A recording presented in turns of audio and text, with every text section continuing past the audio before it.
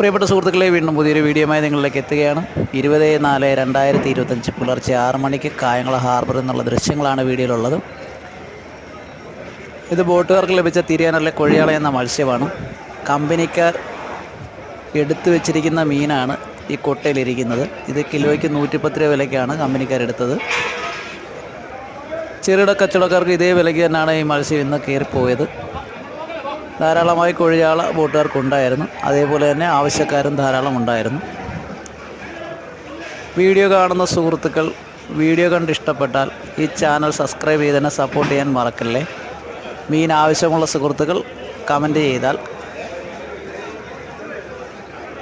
വിലയും സമയവും കൃത്യമായി ഞാൻ രേഖപ്പെടുത്തുന്നതായിരിക്കും. വീഡിയോ കണ്ട് ഇഷ്ടപ്പെട്ടാൽ തീർച്ചയായും ലൈക്കും ഷെയറും കമൻറ്റും ചെയ്യാൻ മറക്കല്ലേ.